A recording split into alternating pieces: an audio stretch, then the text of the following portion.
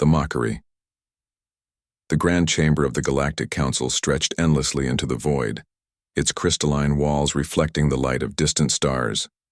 Representatives from 47 different species filled the massive amphitheater, their diverse forms creating a tapestry of alien life that would have amazed any human just decades ago. But today, humanity was no longer amazed by aliens. Today, they were here to claim their place among them. Captain Sarah Chen stood at the center of the chamber, her hands clasped behind her back as she faced the assembled delegates. The weight of her species' future pressed down on her shoulders like a physical force. Behind her, a holographic display showed the UES Resilience, Earth's first and only prototype warship. The vessel looked nothing like the sleek, elegant craft that filled the spaceports of advanced civilizations. It was angular and brutal, built from compressed steel and titanium alloys that gleamed dully under the chamber's artificial light. Ambassador Elena Vasquez stepped forward, her diplomatic training evident in every measured movement. She had spent years preparing for this moment, learning the intricate protocols and customs that governed galactic society. Her voice carried clearly through the chamber's acoustics as she began humanity's petition. "Honored delegates of the Galactic Council," Elena said, her tone respectful but firm. "Humanity comes before you today not as supplicants but as equals. We have developed technology that we believe demonstrates our readiness to join the galactic community as full members." A ripple of what might have been amusement passed through the assembled aliens. Admiral Korthak of the Valian Star Empire rose from his seat, his tall reptilian form casting a long shadow across the chamber floor. His scales shimmered with a metallic sheen that spoke of genetic modification and centuries of selective breeding for warfare. When he spoke, his voice carried the authority of someone accustomed to absolute obedience. "Humans," Korthak said, the word dripping with condescension. "You have been in space for less than 2 centuries. My people have ruled the stars for over 10,000 years. What could you possibly have developed that would impress civilizations that mastered energy manipulation before your species discovered fire?" The hologram of the Resilience rotated slowly, showing every angle of the human warship. General Tess, Korthak's subordinate, pointed at the display with one of her 4 arms. Her species had evolved from pack hunters, and their predatory instincts remained sharp even in their current civilized form. "Look at this primitive construction," This declared, her voice carrying easily through the chamber. "They still use kinetic weapons. Kinetic weapons. As if solid projectiles could penetrate modern energy shields. Their armor is crude metal plating, not adaptive metamaterials. Their propulsion system burns chemical fuel instead of manipulating space-time itself." Laughter erupted from various sections of the amphitheater. The Zephyrians, beings of pure energy contained within crystalline matrices, created harmonious chimes that served as their version of mockery. The Grothan, massive, insectoid creatures from the galactic core clicked their mandibles in amusement. Even the normally reserved ethereal collective allowed slight fluctuations in their telepathic emanations that conveyed their disdain. Dr. Marcus Webb watched the display from the observation deck reserved for human support personnel. His weathered hands gripped the railing as he witnessed decades of his work being dismissed as primitive nonsense. The Resilience was his creation, born from countless sleepless nights and impossible design challenges. Every system on that ship had been carefully crafted to work within humanity's limited resources and technological base. The alien saw crude construction where he saw elegant simplicity. Marcus had spent his entire career pushing the boundaries of human engineering. While other species had developed their technology over millennia, humanity had been forced to innovate rapidly, finding solutions that worked rather than solutions that were perfect. The Resilience embodied this philosophy. Its systems were redundant, adaptable, and designed to function even when damaged. It was built to be repaired in the field with common materials, not to look impressive in a showroom. Ambassador Vasquez maintained her composure despite the ridicule surrounding her. She had expected this reaction. Humanity's approach to technology differed fundamentally from that of the established galactic powers. Where aliens pursued perfection and elegance, humans embraced functionality and adaptability. This philosophical difference had led to the current situation.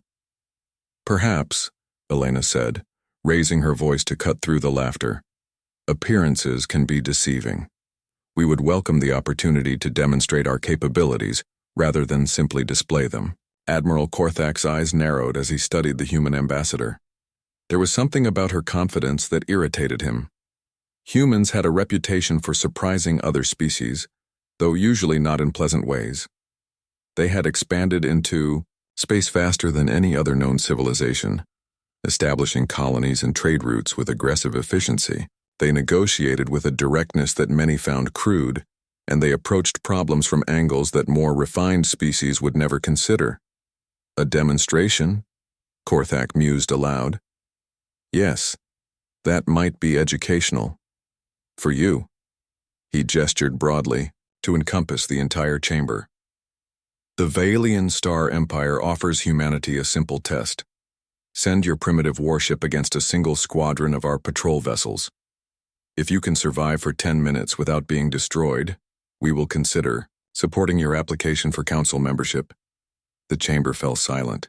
A single Vaelian squadron consisted of 12 heavily armed cruisers, each one individually more powerful than anything humanity had ever built. The test was not designed to evaluate human capabilities. It was meant to demonstrate human inadequacy in front of the entire galactic community.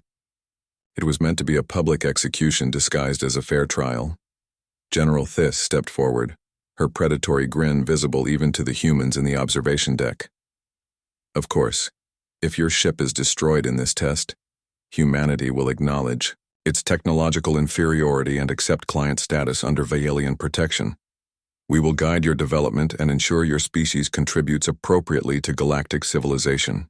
Captain Chen felt her jaw tighten. Client status was a polite term for slavery. Client species provided resources and labor to their patrons while receiving minimal benefits in return. It was a fate that had befallen dozens of younger civilizations who had challenged the established order without sufficient preparation. But Sarah Chen had not come to the Galactic Council unprepared. She had spent months studying the political dynamics that governed galactic society. The Vaelian Empire controlled nearly a quarter of known space through client relationships and military intimidation. Other major powers maintained the balance through complex alliances and mutual agreements. Humanity needed to demonstrate not just technological capability, but the will to use it effectively. We accept your test, Sarah said, her voice carrying clearly through the silent chamber. The UES Resilience will face your squadron in 3 standard days. But I propose we make this more interesting for everyone involved. Korthak's head tilted slightly, a gesture that indicated curiosity among his species. Explain. If we survive your 10-minute test, humanity gains full council membership with no probationary period. But if we can disable or destroy more than half your squadron, the Vaelian Empire will support our membership and provide us with advanced navigation charts for the unexplored regions beyond the galactic rim. The audacity of the proposal sent another wave of reaction through the assembled delegates. Humans were not just accepting an impossible test, they were raising the stakes to levels that bordered on insanity. A single human ship against 12 Vaelian cruisers was already beyond hopeless.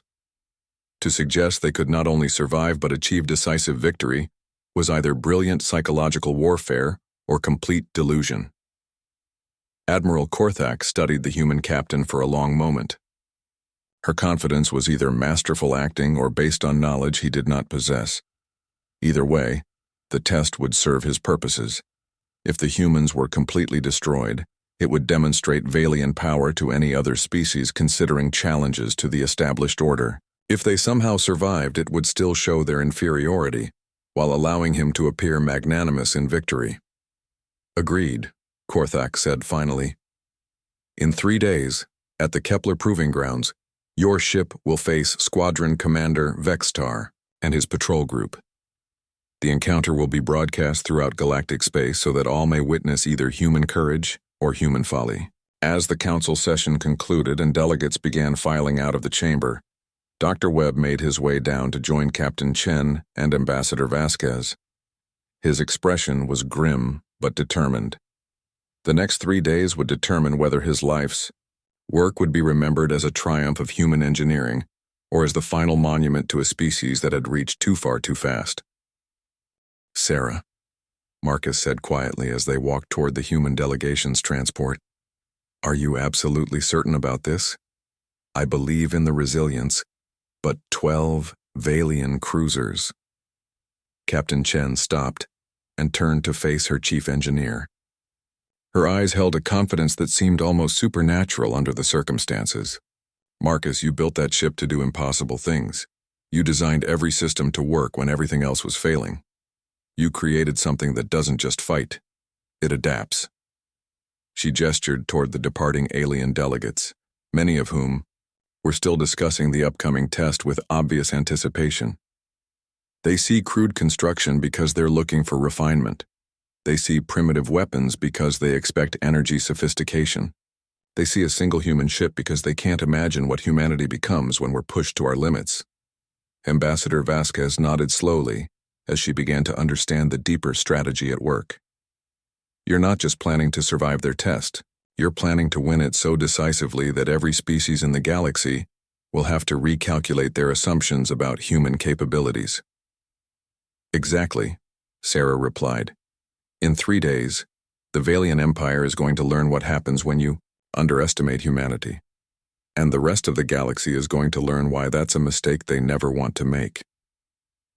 The human delegation boarded their transport and departed for Earth, leaving behind a chamber full of aliens who were already placing bets on how quickly the human ship would be destroyed. None of them suspected that they were about to witness the end of Valian dominance and the beginning of a new chapter in galactic history. The Reckoning. The Kepler proving grounds stretched across empty space like a vast arena marked by sensor buoys and observation platforms that would record every moment of the coming battle. Ships from dozens of civilizations had gathered to witness what most expected to be a brief demonstration of human overconfidence. The betting pools favored complete human destruction within the first 2 minutes, with only the most optimistic observers giving the UES resilience any chance of lasting the full 10-minute test period. Squadron Commander Vextar stood on the bridge of his flagship, the Sovereign's Wrath, watching the sensor displays with professional interest rather than concern. His 11 other vessels formed a perfect combat formation around him, their energy weapons charged and ready. Each ship in his squadron was a masterpiece of Valian military engineering, equipped with plasma cannons capable of melting through asteroid-sized targets and shields that could deflect the concentrated fire of entire fleets. "Sir," his tactical officer reported, "the human vessel is approaching the engagement zone.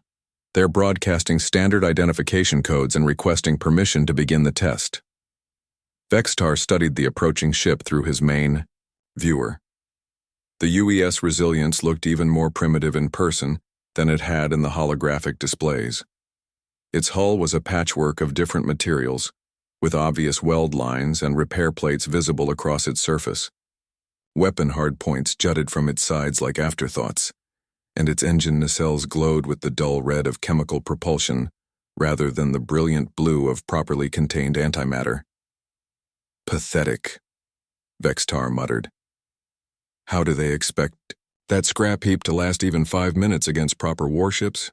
Captain Sarah Chen sat in her command chair aboard the Resilience, surrounded by displays showing the positions of all 12 Valian vessels. Her crew worked with quiet efficiency at their stations, each officer focused on their specific responsibilities. The bridge was cramped compared to the spacious command centers of alien ships, but every control was within easy reach, and every system could be operated manually if needed. "All stations report ready, Captain," Lieutenant Commander Alex Reeves announced from the tactical station. His console showed the status of every weapon system aboard the ship, from the primary kinetic cannons to the experimental systems that Dr. Webb had installed in the deepest sections of the hull. Dr. Webb monitored his engineering displays from his position near the rear of the bridge. The Resilience's power distribution system was unlike anything used by other species, designed to reroute energy instantly between different systems based on combat requirements. What the aliens saw as crude construction was actually sophisticated adaptability built into every component. "Marcus," Sarah said quietly, "are you ready to show them what human engineering can really do?" The chief engineer's weathered face split into a fierce grin. "Sarah, I've been ready for this moment since the day we laid the first hull plate. Every system on this ship was designed for exactly this kind of fight." The official test began without ceremony. Vextar's squadron accelerated toward the human ship, maintaining their formation while charging their weapons. Standard Valian tactics called for overwhelming firepower applied simultaneously, crushing enemy resistance through superior technology rather than tactical finesse. It was an approach that had worked against every opponent they had ever faced. "Target the human ship's engine section," Vextar ordered. "Disable their propulsion first, then systematically destroy their weapons. I want this to be educational rather than quick." 12 plasma cannons fired simultaneously, their brilliant beams converging on the Resilience's engine compartment. The gathered observers watched expectantly for the explosion that would mark the end of humanity's galactic ambitions. Instead, something unprecedented happened. The plasma beam struck what appeared to be empty space several hundred meters from the human ship. The energy dissipated harmlessly in brilliant flashes that lit up the surrounding void, but caused no damage to their intended target. Confused murmurs arose from the observation platforms as alien scientists tried to understand what they had witnessed. "Report," Vextar demanded. "Why didn't our weapons hit the target?" His sensor officer stared at her displays in bewilderment. "Sir, the human ship appears to have deployed some kind of gravitational deflection field. The plasma beams were bent away from their target by localized space-time distortions." Dr. Webb watched his gravitational manipulation systems with satisfaction. Humanity had been forced to develop unconventional solutions to the problem of ship defense. Unable to create energy shields as efficient as those used by more advanced species, human engineers had instead learned to manipulate gravity itself. The Resilience carried a network of gravitational generators that could bend space around the ship, causing energy weapons to miss their target entirely. "Phase 2, Marcus," Captain Chen said calmly. The Resilience's kinetic cannons swiveled toward the nearest Valian cruiser and fired. But these were not the simple projectile weapons that the aliens expected. Each tungsten penetrator was surrounded by its own gravitational field, accelerating it to velocities that approached significant fractions of light speed. More importantly, the gravitational envelope allowed the projectiles to ignore energy shields entirely, passing through them as if they didn't exist. The first Valian ship, the Knight's Edge, suffered catastrophic hull breaches as the enhanced kinetic rounds punched through its armor like paper. Atmosphere vented explosively from multiple holes as the crew scrambled to contain the damage. Within seconds, the cruiser was listing badly and falling out of formation. "Impossible," Vextar shouted. "How are their primitive weapons penetrating? Our shields?" The answer became clear as the Resilience continued its attack. Human kinetic weapons didn't try to overpower alien defenses, they simply ignored them. The gravitational fields around each projectile created pockets of curved spacetime that allowed solid matter to pass through energy barriers without interaction. It was a solution that no other species had considered because it required precise manipulation of gravity at the microscopic level. Lieutenant Commander Reeves targeted the second Valian ship with a spread of smaller projectiles. These rounds were designed not to penetrate deeply, but to cause maximum surface damage. They struck the cruiser's weapon hardpoints and sensor arrays, systematically stripping away its combat capabilities while leaving the main hull intact. The mighty Valian squadron tried to adapt to this unexpected threat by closing distance and using their superior speed to avoid the human ship's targeting systems. But the Resilience had been designed specifically to counter such tactics. Its hull was covered with smaller kinetic weapons that could engage multiple targets simultaneously, creating a defensive perimeter that was nearly impossible to penetrate. Dr. Webb activated the ship's most secret system as the enemy vessels pressed their attack. The Resilience began to literally reshape itself, with armor plates sliding into new positions and weapon mounts rotating to cover previously exposed areas. The transformation was powered by the same gravitational manipulation technology that drove their weapons, allowing the ship to adapt its configuration in real time based on tactical requirements. What kind of ship changes its shape during combat? One of the Valian officers asked in amazement.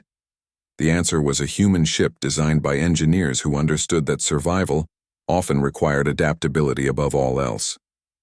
Every major system aboard the Resilience could be reconfigured for different mission profiles.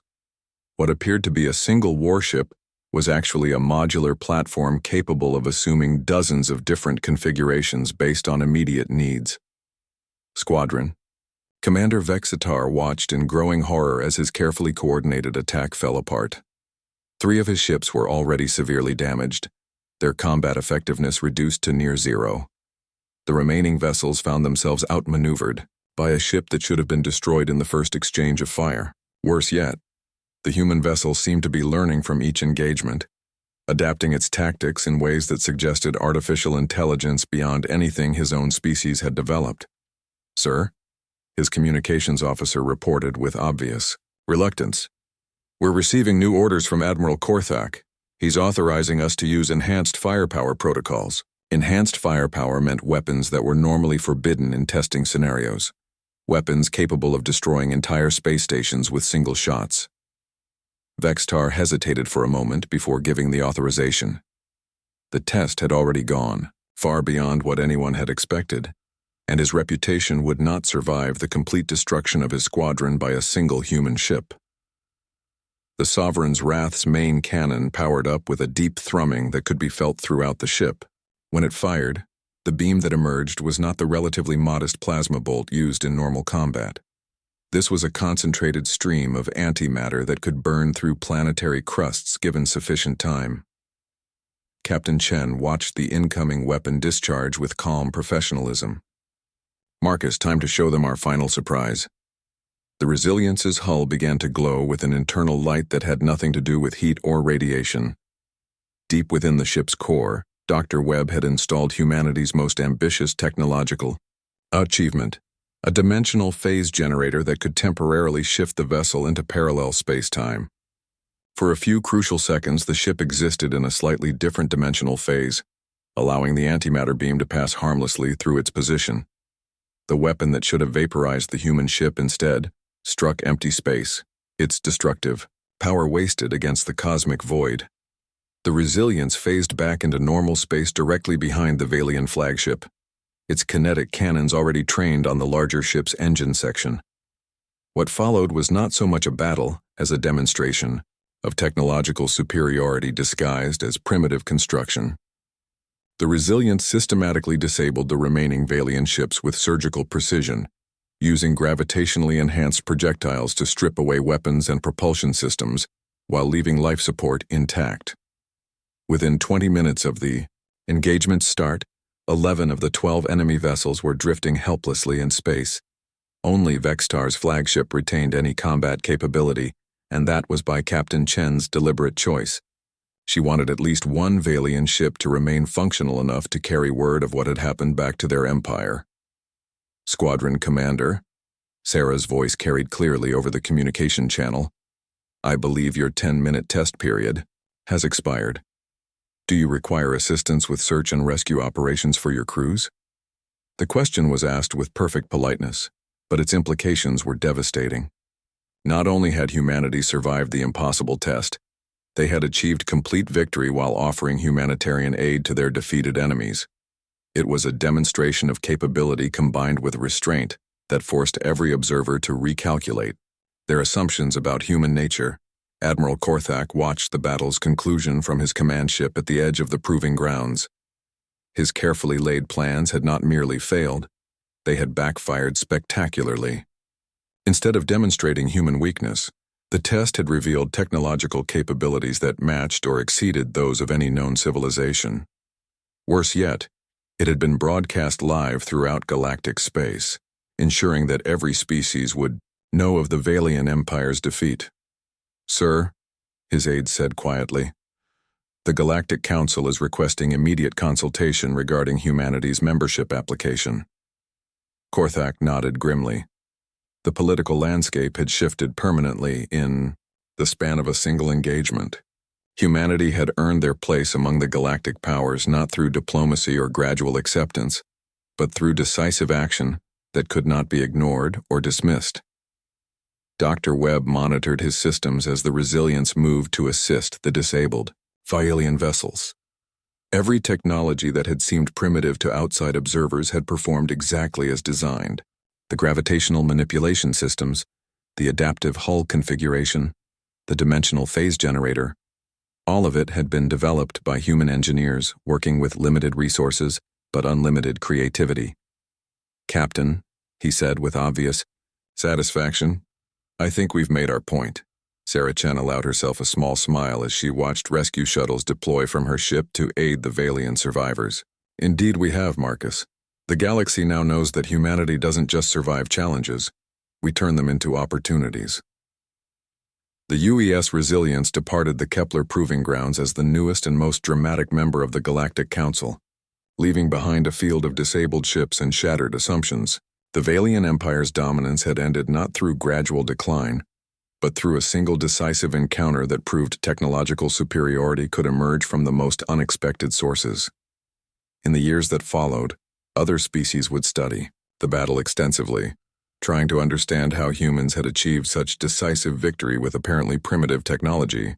The answer lay not in any single innovation, but in humanity's fundamental approach to engineering, building systems that worked under the worst possible conditions rather than systems that looked impressive under ideal circumstances.